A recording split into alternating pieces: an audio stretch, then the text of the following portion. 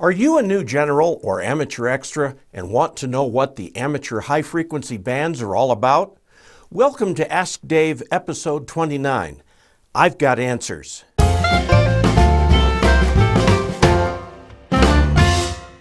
I'm Dave Kassler, amateur radio call sign KE0OG, with episode 29 of Ask Dave.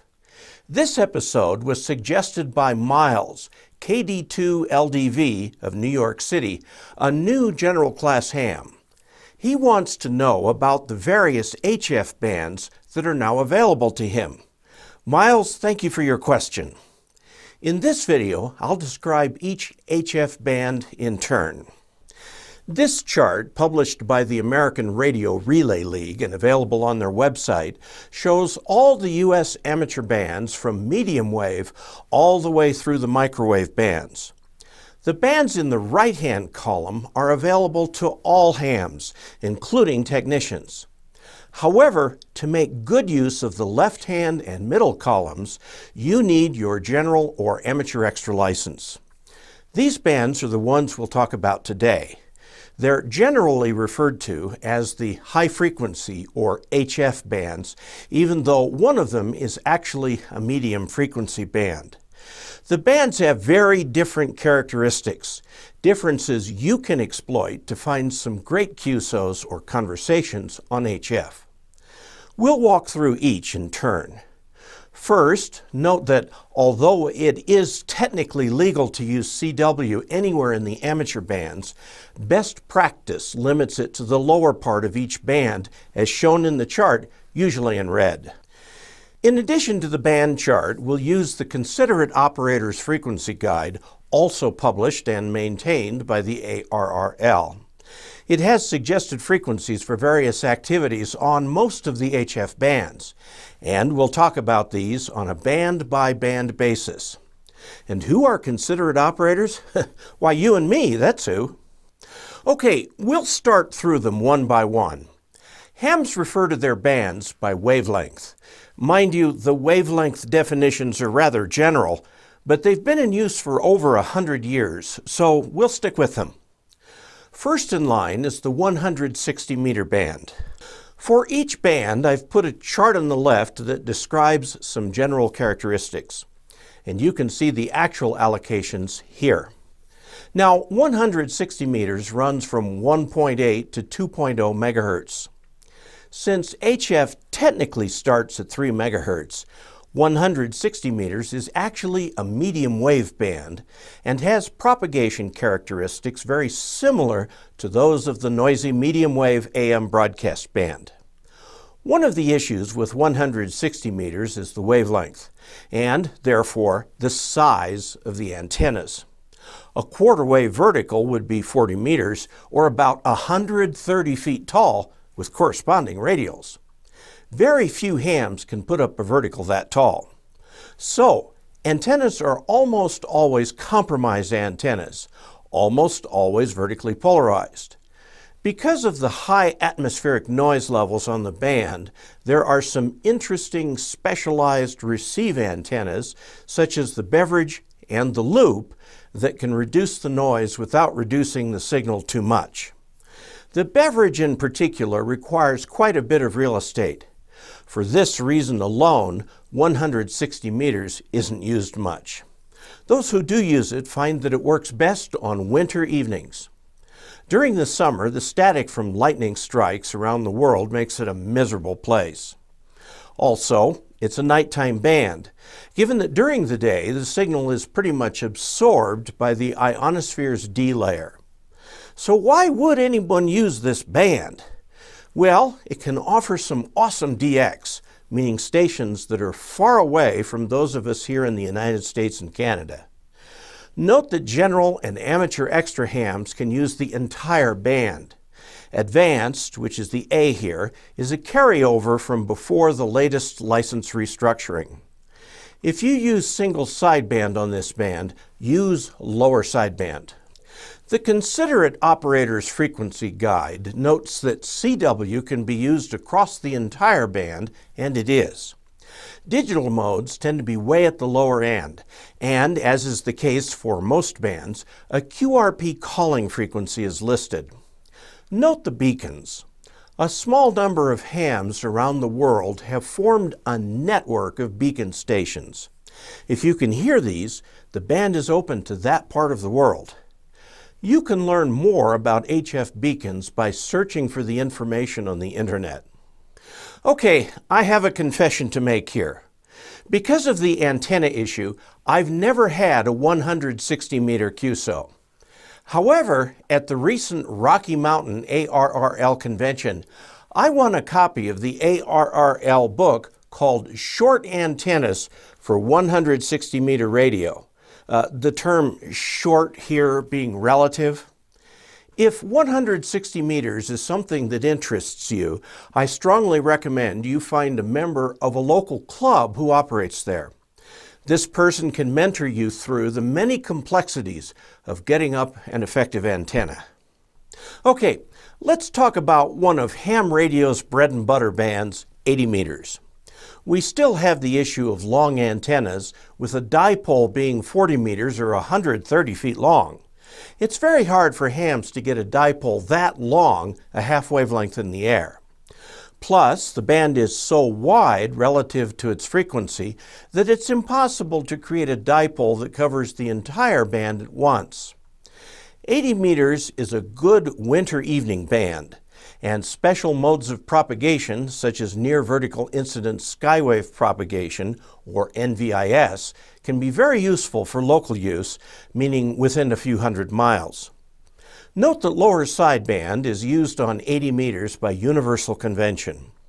Also note that there's a small section of the band where technicians and any holdover novices can operate CW with limited power.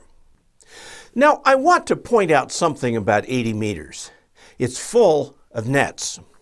A net is when several hams get together on a single frequency and take turns to transmit under the watchful eye of the net control station. And by full of nets, I mean full. It's hard to get a CQ in edgewise. For that reason, the best way to have QSOs on 80 meters is to join one of the nets. Often the net control station will ask if there are other stations that would like to check in. You simply state your call sign, and assuming your signal is strong enough, you'll be recognized as part of the net, and when it's your turn, you'll be invited to transmit. Most nets are quite friendly. If you find one that isn't, just look for another one. Who knows, you may get so hooked on that net that you'll show up every day.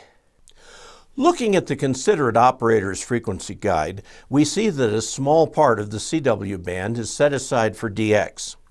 In fact, the ARRL considers that the 100 kHz set aside for CW and data modes is too small, and as of this date is petitioning the FCC to broaden it by 50 kHz. Perhaps by the time you watch this, they will have succeeded. Note here the automatically controlled data stations. These are unattended stations that relay digital traffic from point to point. It's best to follow amateur best practices and avoid these areas because one of them might suddenly become active while you're in the middle of a QSO. SSTV stands for Slow Scan Television, an image mode you can use with a sound card. Note the QRP SSB calling frequency on 3.985 MHz.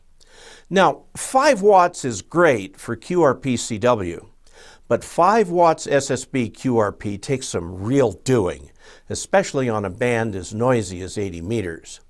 I recommend trying it after you have lots and lots of experience on HF. That means I recommend avoiding QRP single sideband when you're new to HF. Now, there is a small section of the band for AM around 3.885 MHz. AM stands for amplitude modulation, the forerunner of single sideband. Some call it ancient modulation, but when you really come down to it, single sideband has been in common use on amateur bands for over 60 years, so SSB isn't exactly a spring chicken either. Most people using AM are using vintage gear and often take great pride in their audio quality. It may be worth a listen. You can listen either in the AM mode on your radio, or, as I prefer, just listen to the lower sideband. Note that if you call an AM station using single sideband, the AM operator won't be able to understand you. Many rigs today have an AM mode, so after reading your instruction manual, feel free to try it out. What can I say about 60 meters? It's the only channelized band in amateur radio and frankly is hardly used. Hams are secondary, meaning they are not allowed to cause interference to other services using the same frequencies. The band is power restricted to 100 watts radiated power. Usually those who use this are part of emergency response nets. Using digital modes and CW on 60 meters is possible, but only one signal can be on at a time. I tried calling CQ on 60 once, but got nowhere. Personally, I think this is a band that can be skipped as part of your HF adventures. If you do use 60 meters, note that upper sideband is used, and your dial frequency must exactly match one of the 5 frequencies shown. 40 meters is one of my 2 favorite ham bands. Many hams, when asked if they could only operate on one band, answer 40 meters. 40 is a real workhorse band. The antenna length is manageable at 66 feet for a dipole. You can put up a full-size quarter-wave vertical fairly easily. And many multiband antennas include 40 meters. Usually a single dipole can cover the entire band at less than 3:1 SWR. 40 tends to be open more in the daytime and certainly at night. 40 meters plays nice with the ionosphere, giving some nice distances within the country during the day and sometimes much longer in the evening. I recently worked a station in South Africa on 40 meters. 40 meter CW is quite active, and you'll find slower code around 7.050 MHz. CW QRP radios work quite well on 40 meters. Note that techs actually have CW privileges here. It might be worth a try. Now, for voice, lower sideband is used on 40. Note that there's a bit of a gap in general class coverage, a good incentive to upgrade to extra. There are some nets on 40, but not so much as 80, so there's still lots of room to listen for a quiet frequency and call CQ. Looking at the Considerate Operator's frequency guide, you'll see QRP CW around 7.030. If you want slower speed, try around 7.050 to 7.060. The chart says RTTY and data appears around 70/40, but I've seen it mostly up around 70/70. Note that the amateur allocation for 40 meters is not worldwide. In the United States, voice frequencies go from 7.125 to 7.3 MHz. In other parts of the world, the band isn't as wide, and you'll hear DX voice down in what we would consider the CW portion of the band. Note that you cannot engage these stations directly except using CW. Sometimes these DX stations will work US stations using split by listening to a frequency above 7.2 MHz. 30 meters is an unusual band in that it is CW and data only. Plus, there is a power restriction, although this is on transmitter power, not on effective isotropic radiated power. Just about any HF transceiver these days meets the power limit, but I'd suggest you try working CW with QRP on this band. You'll find out just how amazing the band can be. Antennas are definitely approachable. Note a couple things about this band. It's one of the bands awarded to radio amateurs at the 1979 World Administrative Radio Conference, or WARC, and is sometimes referred to as a WARC band. Older vintage equipment may not have the WARC bands. The Considerate Operator's frequency guide doesn't have too much structure. You'll find nearly all operation down in the first 25 kilohertz. Note also that this band is not universally amateur radio worldwide, so there will be other radio services on the band. Best practice says to avoid interfering with these services. Also note that 30 meters is not a contesting band. 20 meters is most definitely my favorite band and is the standard go-to workhorse band in amateur radio. It's usually open during the day and often well into the evening. Antennas for this band are very approachable, and you can have a great time on the air with a simple dipole. Because the antenna size is small, it's common to see gain antennas at 20 meters. Yagis and quads are common. The older 3-band Yagis have 20, 15, and 10 meters all in one antenna. You don't need a Yagi to work great stuff on 20 meters though. My multiband vertical covers 20 nicely. Note that digital modes really find their home on 20 meters, so this is the first place to come looking for them. PSK 31 is found at 14.070 using upper sideband, and JT 65 is at 14.076, again using upper sideband. Voice work in the phone portion is also done on upper sideband. You'll find some great DX on 20. There's lots of structure in the Considerate Operator's Frequency Guide for 20 meters. Again, slow code is around 14.050, including lots of QRP.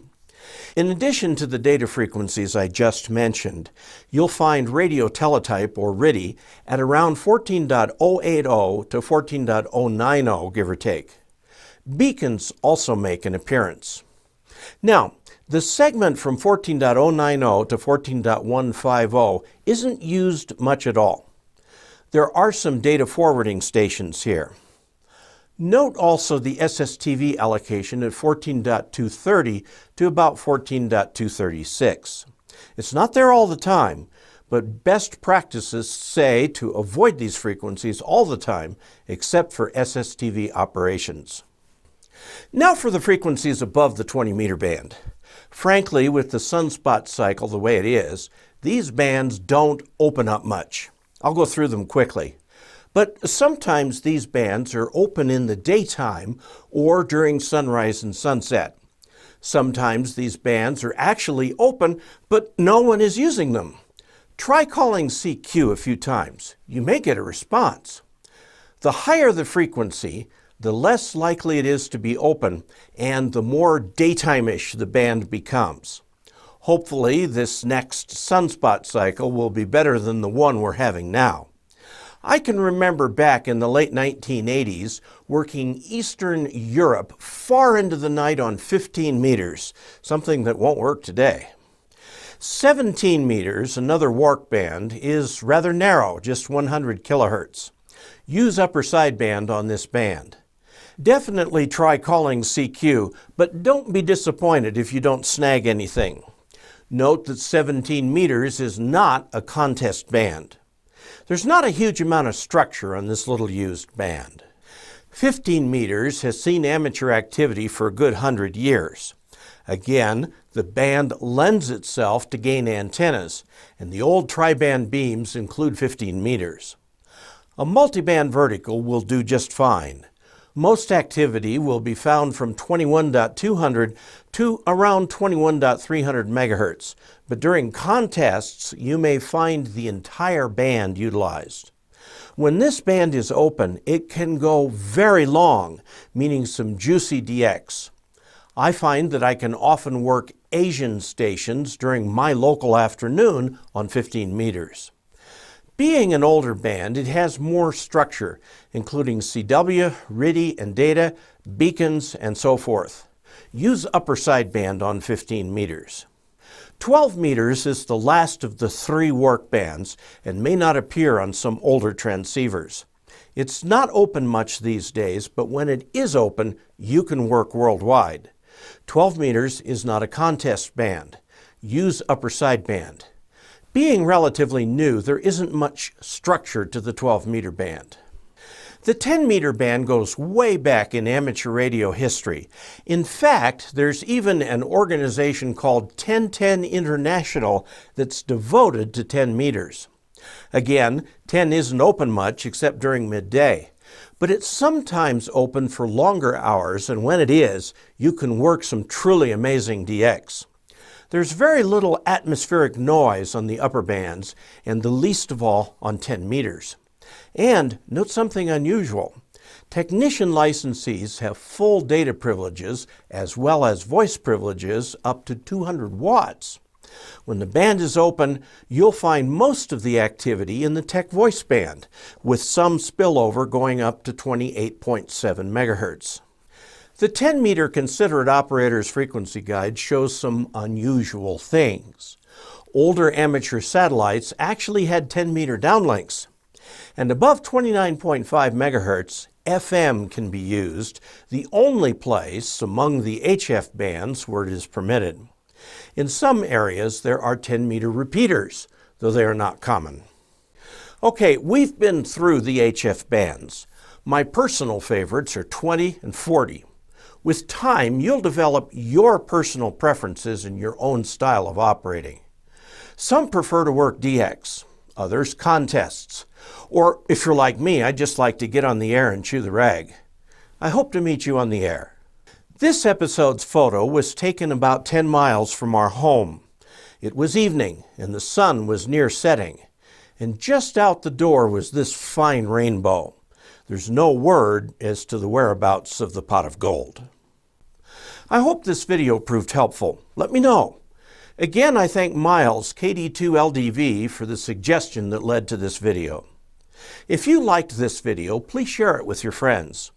I urge you to subscribe to my channel so that you can get notification of future videos.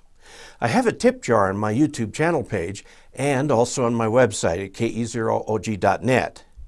The whole purpose of this series is to answer your questions about ham radio, especially those of interest to those new to the hobby.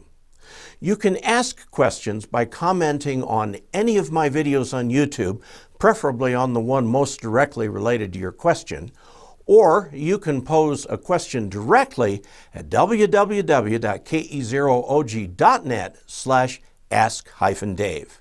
Until we next meet, 73.